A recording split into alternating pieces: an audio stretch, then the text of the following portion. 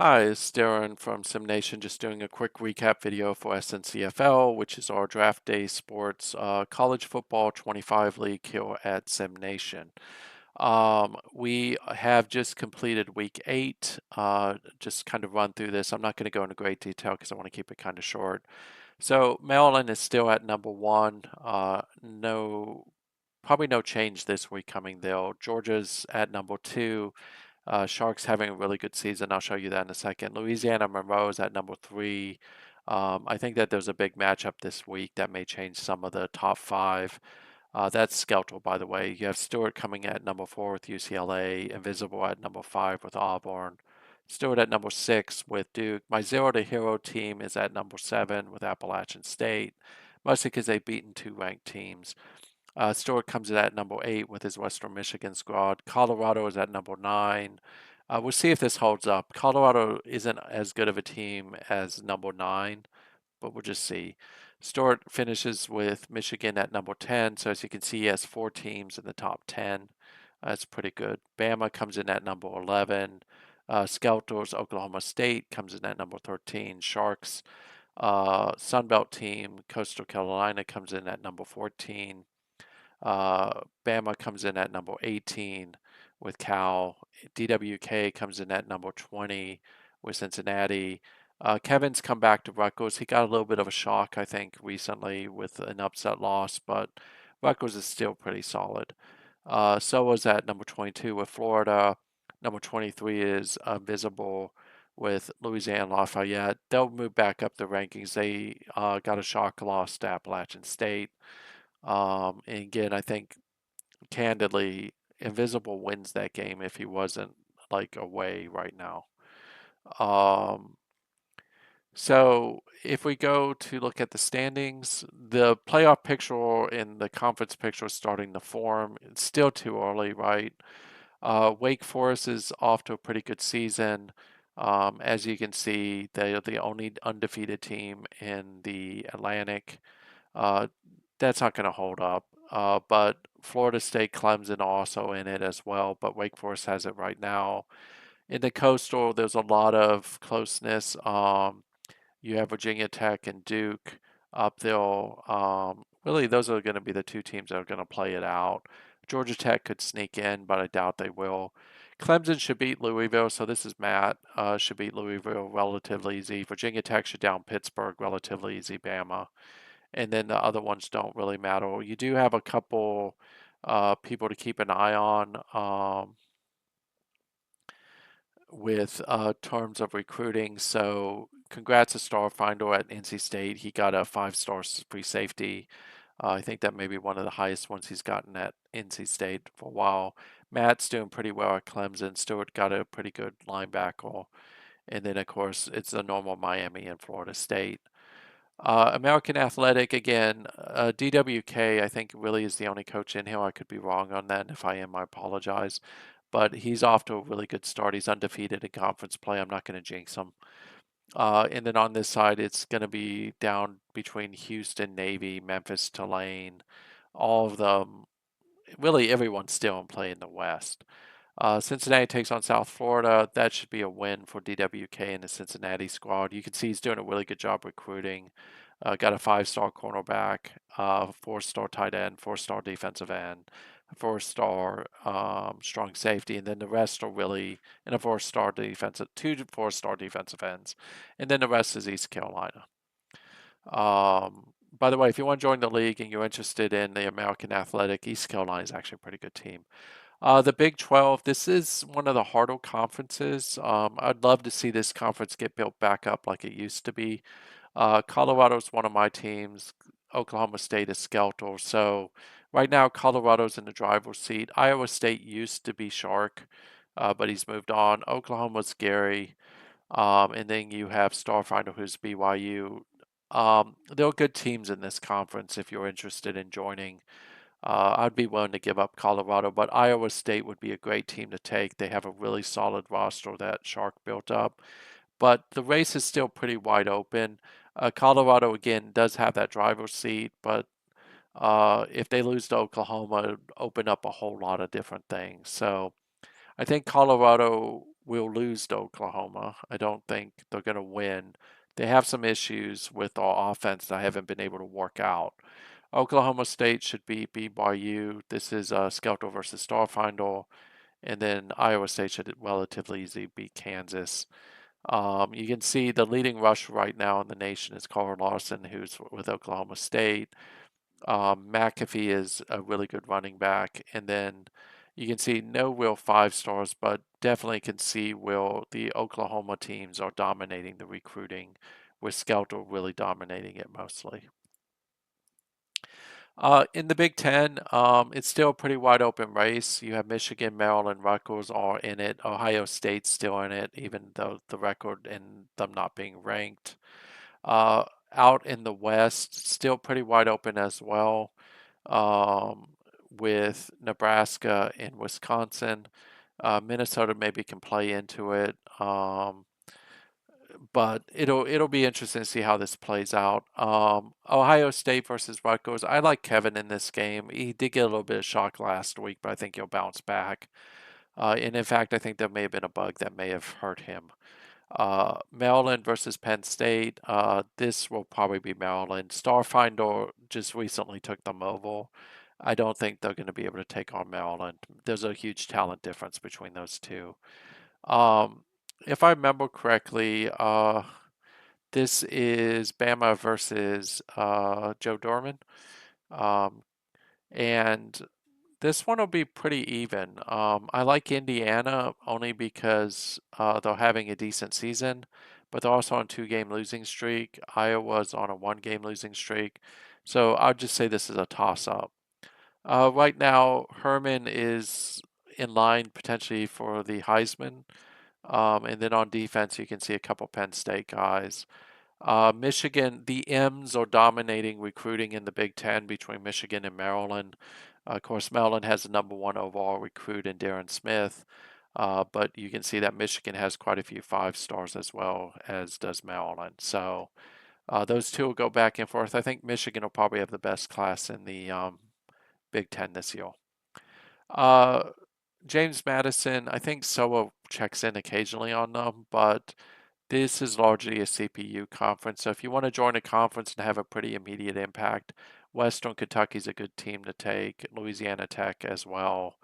UTEP, all good teams. And then downhill, Marshall normally is the better of the teams. You can see a lot of 3 stars. Notre Dame is a human team under me. They're giving me a little bit of a conniption. I think they're still off this week. Next week is when they actually play someone again. But right now, Massachusetts, in theory, is leading the independents, even though it is an independent conference. This will probably be my last year at Notre Dame. I'm probably going to move to a different team or just drop one team. Western Michigan is all roads for the MAC lead through Western Michigan. So while Northern Illinois is uphill, Western Michigan is the team to beat. On the flip side, it'll be Kent State. This used to be Brian's team. I hope he comes back at some point. But this is the only team that really could compete against Western Michigan. They play Central Michigan. Central Michigan is winless. That's gonna be bad. And you can see he's recruiting really well with 2 5 stars and a couple 4 stars. So Stuart's off to a really good start with them. In the Mountain West, no real human teams here. So again, it's going to be really Colorado State, Boise State, and Utah State versus either UNLV or TCU or San Diego State.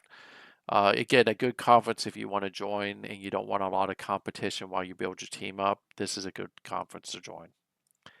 In the Pac-12, Bama is pretty much going to win the North, is my guess. Stanford can get in there.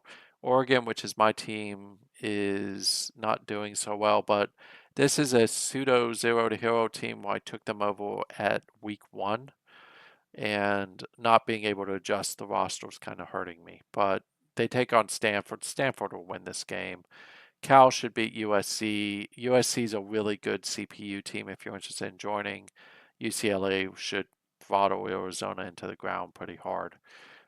because Stewart's UCLA squad is really, really good. Again, all roads lead through LA.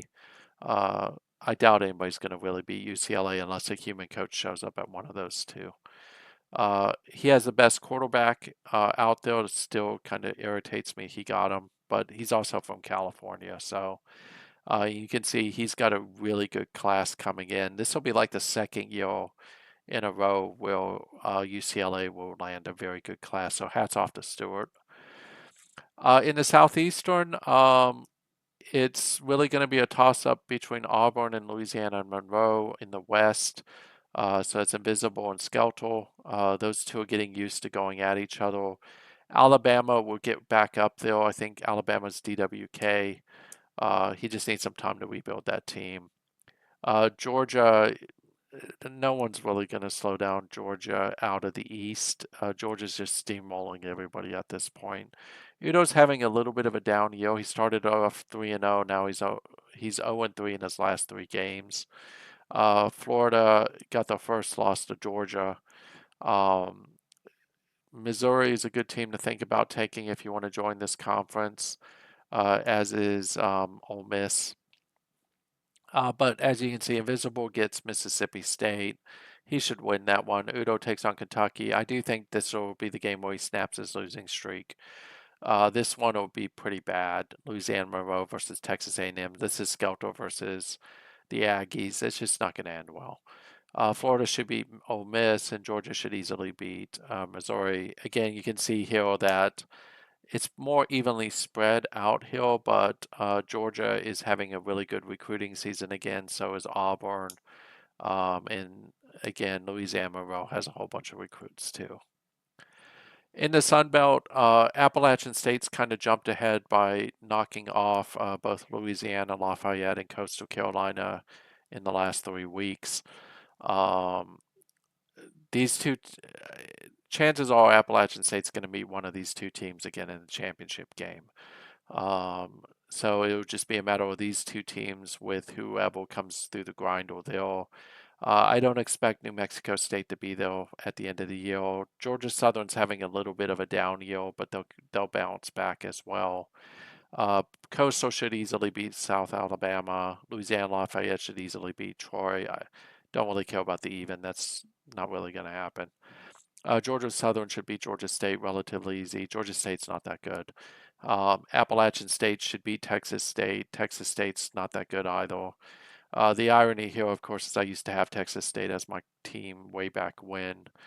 And you can see that really David Casborn, Norfleet are having great seasons for both Coastal Carolina and Appalachian State. Pretty wide open recruiting. You won't see App State here because I flipped most of the roster, which means I have no money. And as a result, I'd be shocked if we're seeing a single Appalachian State uphill. But you can see where like Georgia Southern is having a pretty good year. Invisible's also doing it. So hats off to those guys. And then from a league leader perspective, um, if we take a look at it, is Brock Hart is still leading as the leading quarterback. Touchdown wise, he's ahead. Next closest guy is Herman. I think he has like 2 games on Herman, if I remember correctly.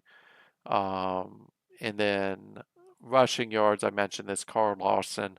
All these are like human controlled running backs, by the way, which isn't abnormal in this league. Larson is just off to a really good season. There's a chance he has a good chance at the Heisman.